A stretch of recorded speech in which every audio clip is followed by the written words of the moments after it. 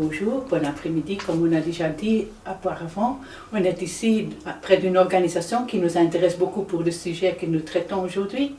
Il s'agit de 1, 3, 2 âges et on est très content d'avoir ici avec nous Madame de Kerotem. On voudrait lui poser quelques questions. Je vais le faire tout de suite. Est-ce qu'en quelques mots, vous pouvez nous dire quel est le but de votre organisation? Bien sûr, le but d'Un Toit Deux Âges, c'est de permettre à des seniors de rester chez eux le plus longtemps possible, grâce à la présence d'un étudiant qui va le loger durant l'année universitaire pendant ses études. Et puis c'est aussi permettre à des étudiants d'avoir accès à un logement de qualité à moindre coût, puisqu'on souhaite être en dessous du prix du marché pour les aider dans leurs études, parce que ça coûte très cher à côté. Et alors, quel est le but principal? Est-ce que c'est un but économique ou il y a d'autres raisons?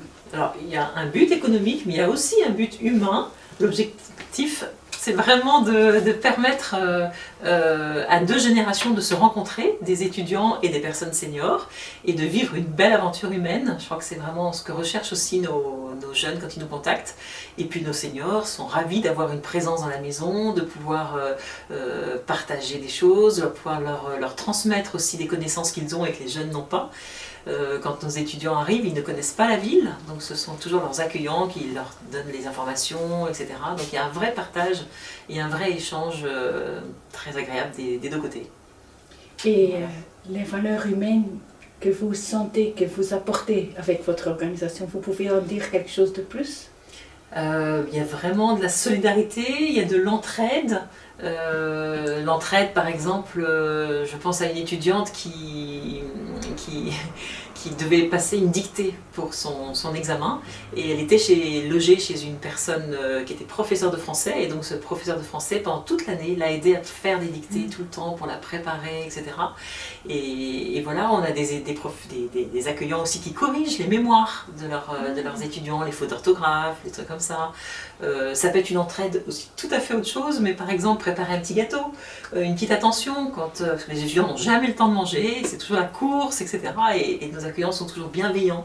C'est aussi une notion, aussi, c'est la bienveillance de ce côté-là. Et puis à l'inverse, les étudiants rendent des services aussi, s'il y a besoin d'aller, je sais pas, faire une course, parce qu'au sein de l'association, nous avons 2 formules, soit une formule service, où là, l'étudiant s'engage à rendre 5 heures de service par semaine à l'accueillant chez qui il habite, en échange d'un loyer vraiment très bas. Et donc là, c'est un vrai échange de services qui a lieu tout au long de la semaine. Ou alors, c'est simplement des petits services au quotidien dans une autre formule qui est plus de convivialité. Mais en tout cas, il doit y avoir cette notion de bienveillance, d'échange, d'entraide. Qu'est-ce qu'il y a d'autre? Un vrai lien humain, voilà. Je pense que c'est un peu un grand-père et une grand-mère avec ses petits-enfants. Mais là, lui, ils ne sont pas responsables. Non, pour les pas du personnes. tout. Et ça, c'est très important. Ce ne sont pas des gardes-malades. Et donc, ils n'ont pas à se lever la nuit, etc. Ce sont des étudiants, ils doivent travailler, donc ils doivent être en forme le matin. Et donc, ils ne doivent pas apporter de soins aux personnes chez qui ils logent. Ça, c'est vraiment important. Et en pensant au futur de la société, où il y aura beaucoup de personnes âgées et plutôt peu de jeunes, comment vous voyez la société? Parce que vous êtes aussi dans un lieu où le service est au centre de votre attention. Qu'est-ce que vous voulez dire à ce sujet? Alors, il y a une chose qu'on est en train de développer de plus en plus en ce moment, c'est l'accueil d'étudiants au sein des maisons de repos. Voilà, parce que les maisons de repos ont de la place maintenant. C'est vrai que je crois que les personnes veulent rester le plus longtemps possible chez elles, et donc du coup les maisons de repos ne sont pas forcément aussi pleines qu'avant. Et donc on propose maintenant à des jeunes de venir habiter au sein des maisons de repos, et là aussi il y a des beaux échanges qui se font.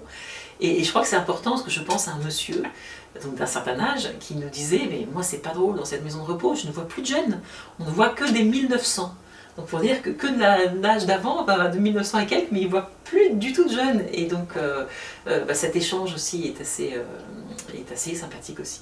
Et donc voilà, ça c'est quelque chose qu'on voudrait vraiment développer de plus en plus, parce qu'effectivement les personnes âgées vont peut-être de plus en plus quand même dans les maisons de repos, mais on voudrait maintenir ce lien intergénérationnel. Et vous voyez des avantages pour les jeunes qui y habitent?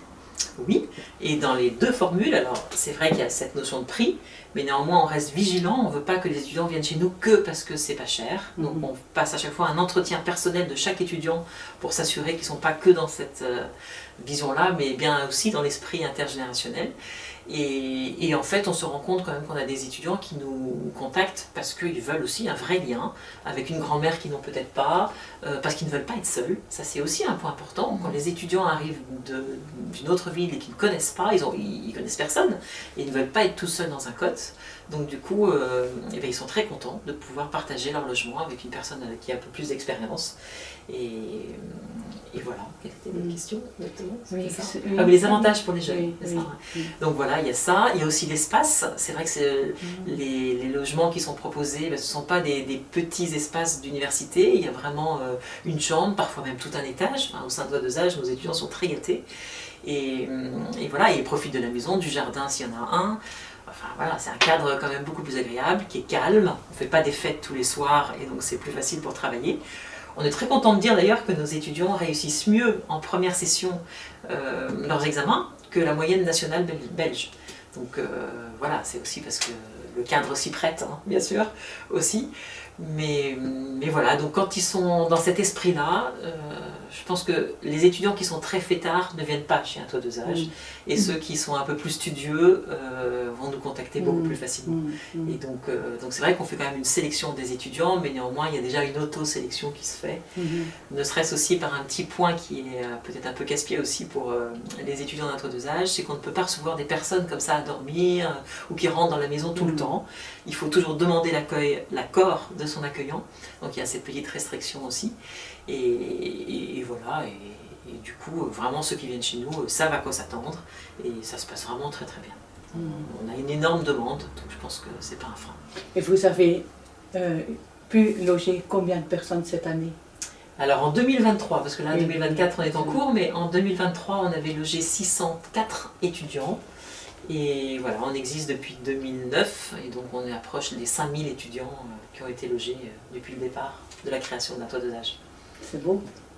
Peut-être une dernière question. Quand on voit le futur de la société, qu'est-ce que vous voudriez dire aux jeunes? En tout cas, de ne pas avoir peur des personnes âgées. C'est vrai que ce sont des personnes qui ne connaissent pas, enfin, on a toujours des grands-mères, etc. Mais tout le monde n'a pas de grand-mère parfois.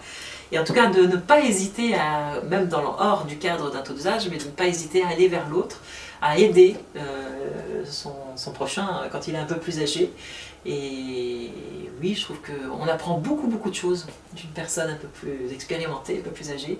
Donc il ne faut pas hésiter à aller les voir, et ne pas les laisser seuls. Je crois que voilà, qu'ils prennent leur téléphone, qu'ils appellent leurs grands-parents, je sais pas, mais qu'il y ait plus de démarches envers les personnes âgées. Ce serait bien. Mais merci beaucoup, c'était vraiment une belle chose à découvrir. Merci. Bon ben voilà. Je parle un peu vite. Les traducteurs, mais quand on le sait à l'avance, oui, c'est ça, oui. C'est bien. Tu penses que c'est bien? Oui, je pense que c'est bien. Le moment que vous avez, ah oui, je vais mettre quelques images. Quand je me suis rendu compte qu'il fallait... Oui, pardon, je crois que c'est bien. Tu penses que ça ira? Je peux vous le faire voir. J'ai confiance en toi. Il faut quand même redire un tout petit peu ce que vous, quand même, d'où vous venez, ce que vous faites exactement. Alors moi je suis néerlandophone, ça vous avez déjà entendu. Maria-Rose est italienne. D'accord. Et heureusement que Chantal est là. Mais tu viens de Malmedy, n'est-ce pas? Non, de Timistère. Timistère. D'accord. De près de Liège. De Verviers. D'accord. Ok, très bien. International. Oui. Et donc moi je travaille pour le projet Dialogue, ensemble avec d'autres.